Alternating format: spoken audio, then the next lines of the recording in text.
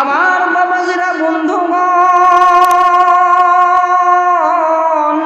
এইবার যখন সামনের সপ্তাহ চলে আসলো, এইবার পাদ্রী মনে মনে চিন্তা করে, হুজুর আপনার তো প্রশংসা তৌরাতের ভেতরে আমি কয়েক জায়গায় দেখলাম, দেখার পরে তো আমার মাথাটা গরম হয়ে গেছে। আপনি নবী আমার সামনে আবার হাজির হয়েছেন।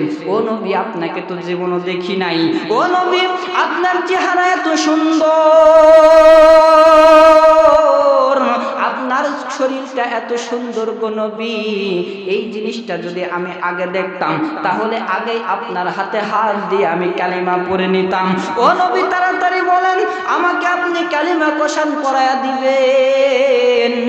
এই পাদ্রীকে আপনার আমার নবী ডাক দিয়ে বলে, ভাইজান তুমি যদি আমার হাতে হাত দিয়ে কালিমা পড়তে চাও তাহলে তোমার ঘরের ভেতরে নয়, তুমি মদিনার বুকে আমার কাছে চলে আসো। জোরে বলেন না সুবহানাল্লাহ। আমার বন্ধুগণ, এইবার পাদ্রীর ঘুমটা ভেঙে গেল। এইবার পাদ্রী মদিনার উদ্দেশ্যে রওনা দিল যে আমি বিশ্ব নবীর সাথে দেখা করব। বিশ্ব নবীর সাথে দেখা করিয়া আমি বিশ্ব নবীর হাতে হাত দিয়ে কালেমা পড়ে মুসলমান হয়ে যাব। আমার বাপ ভাই বন্ধুগণ, এটা চিন্তা করিয়া এই পাদ্রীটা হেঁটে হেঁটে হেঁটে হেঁটে মদিনার উদ্দেশ্যে রওনা দিল। আরে বাজান, আগেকার যুগে মোটরসাইকেল ছিল না, আগেকার যুগে ট্রাক ছিল না, বাস ছিল না রে বাজান।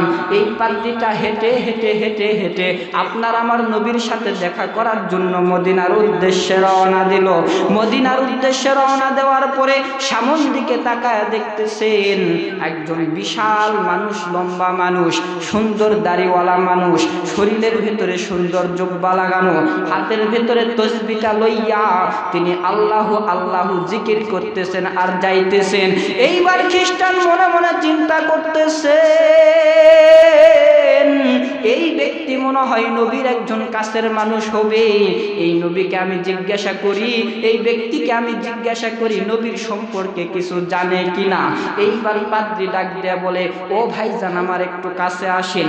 এই বাবাজি যখন কাছে চলে গেল, খ্রিস্টান ডাক দেয়া বলে, ভাইজান আমি তো একজন খ্রিস্টান, আমি তাওরাতের তাফসীর করে করে মানুষদেরকে শোনাইতাম। খ্রিস্টান ধর্মের ভেতরে সবচাইতে বড় বক্তা ছিলাম আমি। আচ্ছা বলেন তো ভাইজান, বিশ্ব নবীর সাথে আমি কখন দেখা করতে পারবো? আপনার আমার নবীর সাথে কখন দেখা করব? এইবার এই লোকটা মনে মনে কান্না করতেছে। এইবার পাদ্রী ডাক দিয়ে বলতেছে, ভাই গো আপনি কান্না করতেছেন, কি ব্যাপার, কাঁদেন কেন? এখন আপনারা প্রশ্ন করতে পারেন কি ব্যাপার, এই ব্যক্তি কেন কান্না করতেছে? ও ভাইজান দিলের কানটা লাগায় শুনবেন। এই ব্যক্তি মনে মনে চিন্তা করতেছে যে আমাকে রসুলের জন্য জিজ্ঞাসা করেছে, কিন্তু রসুল তো আজকে আর দুনিয়ার বুকে নাই। আমার বাপ ভাই বন্ধুগণ, এই ব্যক্তিটা যিনি চিন্তা করে করে কান্না করতেছে, ইনার নাম কি আপনারা শুনবেন? জোরে আওয়াজ দিয়ে বলেন শুনবেন। এই ব্যক্তির নাম হইতেছে হযরতে সালমান ফার্সি। এই সালমান ফার্সি ডাক দিয়া বলে, ভাইজান নবী আজকে দুনিয়াতে জীবিত আছে এইটা যদি আমি বলি তাহলে তো মদিনার বুকে যায় দেখবে নবী আজকে দুনিয়ার বুকে নাই। মনে মনে চিন্তা করবে আমি সালমান ফার্সি মিথ্যা কথা বলেছি। আবার যদি আমি ওকে বলি যে আপনার আমার নবী দুনিয়ার বুকে নাই, তাহলে ওই ব্যক্তি কালিমা গ্রহণ করবে না, নবীর সাথে দেখা করার জন্য যাবে না। এই চিন্তা করিয়া আল্লাহর বান্দা সালমান ফার্সি ডাক দিয়ে বলে, ভাই গো তুমি যদি নবীর সাথে দেখা করতে চাও তাহলে সোজা হাঁটি হাঁটি পা পা করে এগিয়ে যাও, দেখবা কয়েক কিলোমিটার যাওয়ার পর আপনার আমার নবী সেই জায়গার ভেতরে বসে আছেন। আমার বাবাজিরা রে, এইবার খ্রিস্টানের পাদ্রীটা দৌড়াইয়া কয়েক কিলোমিটার যাওয়ার পর দেখতেছে মসজিদের বারান্দায় একজন সাহাবী আর একজন সাহাবীর গলাটা ধরিয়া বাজান জোরে জোরে আওয়াজ করে কান্না করতেছে। এইবার খ্রিস্টানের পাদ্রীটা যায় ডাক দিয়ে বলতেছে, ভাই গো আজকে তোমরা কান্না করতেছে, কি ব্যাপার, তোমাদের কি হয়েছে?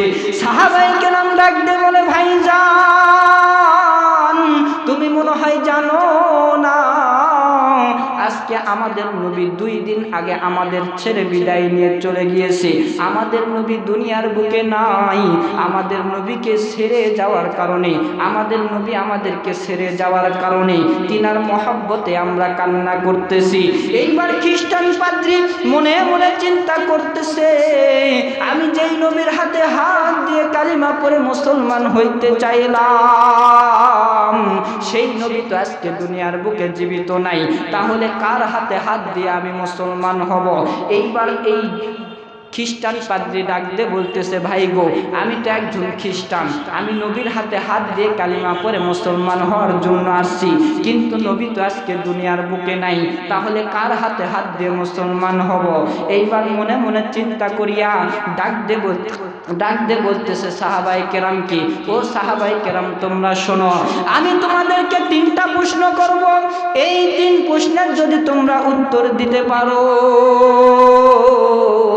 তাহলে আমি তোমাদের ভেতরে তোমাদের হাতে হাত দিয়ে কালিমা পড়ে মুসলমান হয়ে যাব। সমস্ত সাহাবায়ে কেরাম ডাক দিয়ে বলে, ভাই খ্রিস্টান পাদ্রী, আমাদেরকে তুমি প্রশ্ন করিও না, এই পৃথিবীর বুকে সবচাইতে জ্ঞানের ভান্ডার হযরত আলী রাদিয়াল্লাহু তাআলা আনহুকে প্রশ্ন করো।